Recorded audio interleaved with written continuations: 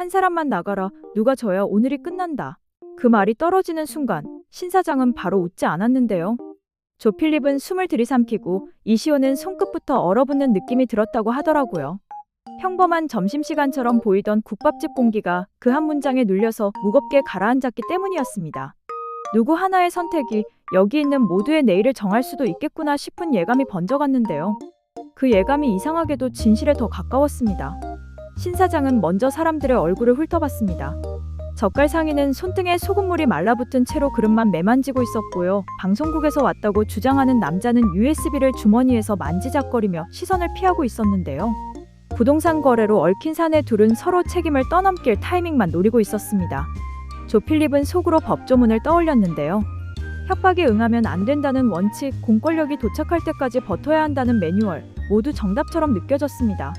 그런데 정답이 사람을 살리는 순간과 사람을 다치게 하는 순간이 섞여 들어오면 원칙이 답인지 사람이 답인지 헷갈릴 때가 있었습니다.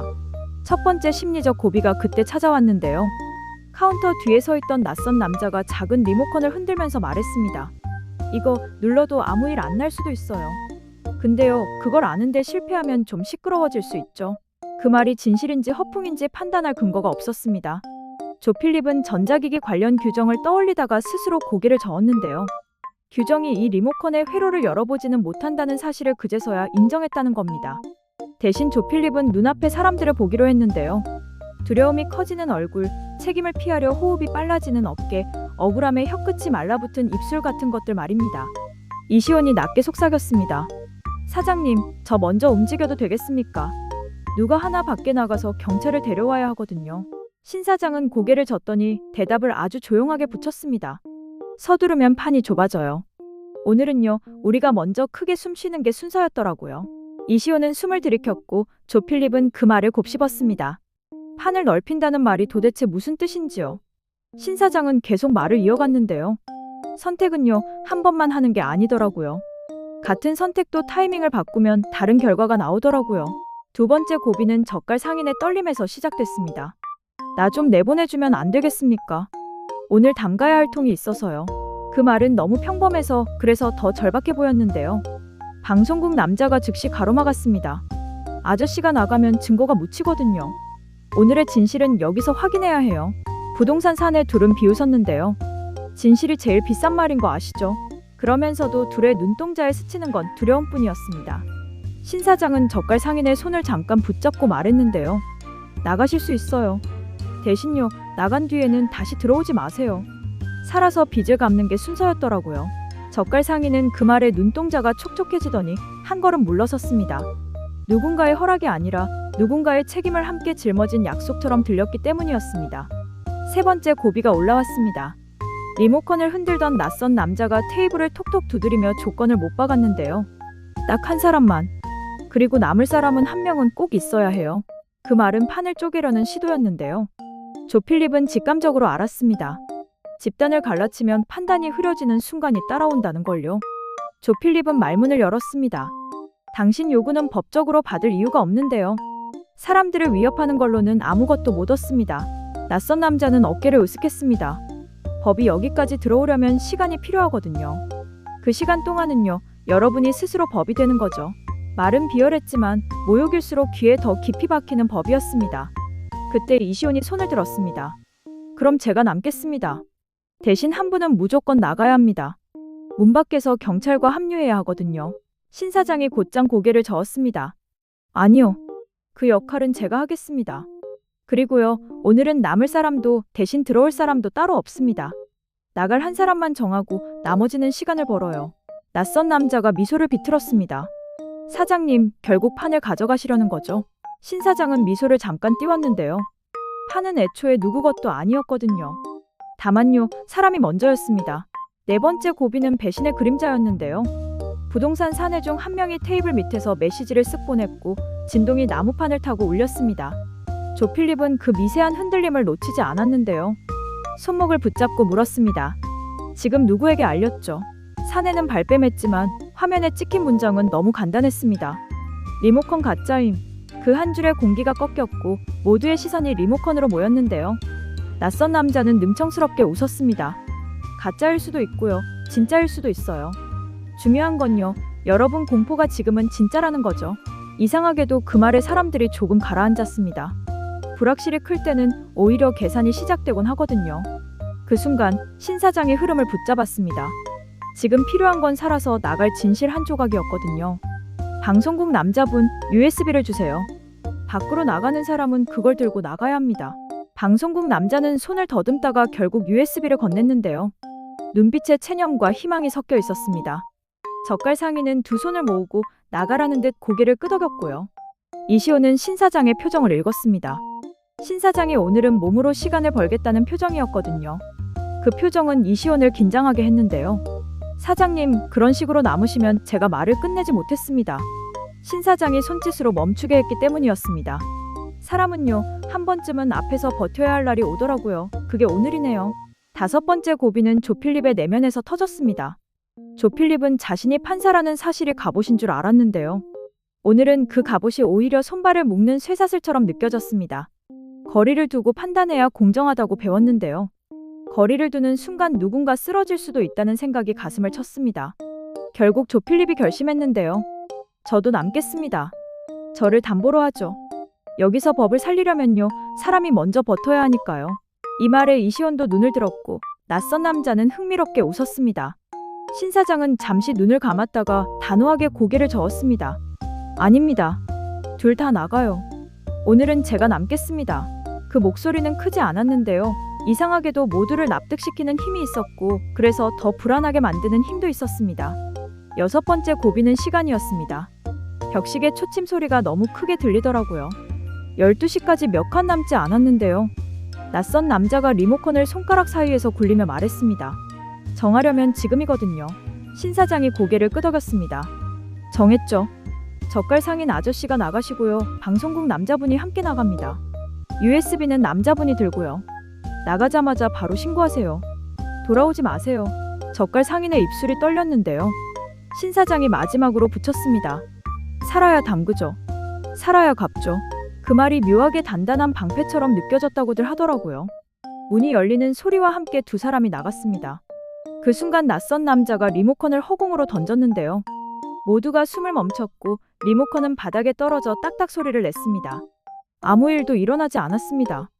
조필립이 경악한 얼굴로 신 사장을 봤는데요. 신 사장은 아주 잔잔하게 말했습니다.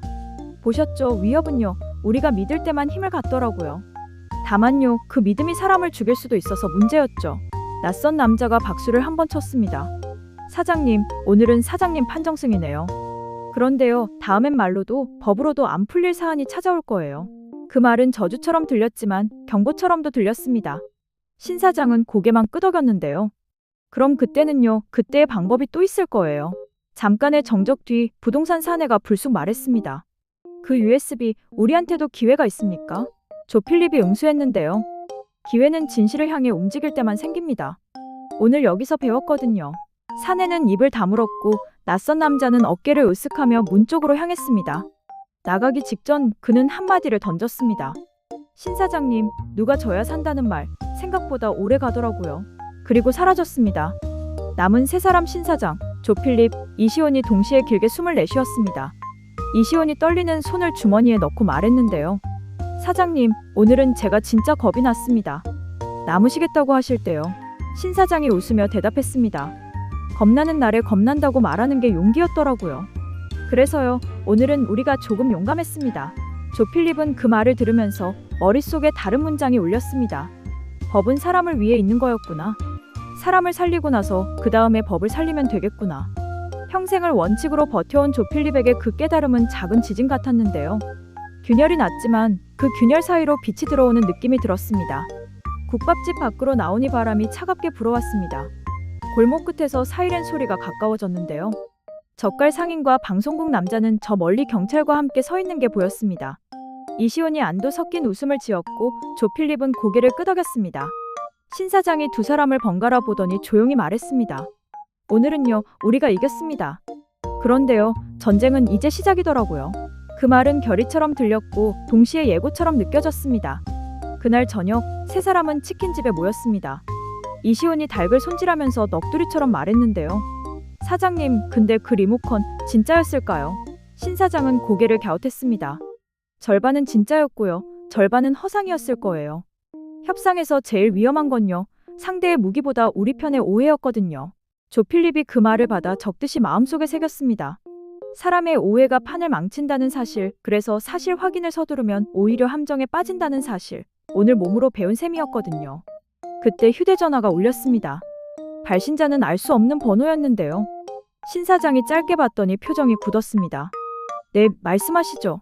짧은 정적 후 그는 아주 낮은 목소리로 그렇군요라고 답하더니 전화를 끊었습니다. 이시온과 조필립이 동시에 물었습니다. 무슨 일이었습니까? 신 사장이 답했습니다. 낯선 남자, 이름이 확인됐거든요. 사법 쪽하고 오래 얽힌 사람이더라고요.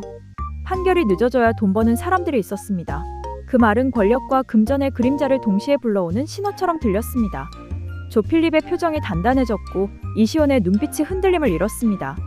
신 사장은 마지막으로 두 사람에게 말했습니다. 다음 판은요, 오늘처럼 간단하지 않을 거예요. 누가 져야 산다는 말, 그 말이 틀렸다는 걸 증명해야 하거든요. 다 같이 살아남는 선택도 있다는 걸 보여줘야 합니다. 조필립이 조용히 고개를 끄덕였습니다. 그게 법의 꿈이기도 했습니다.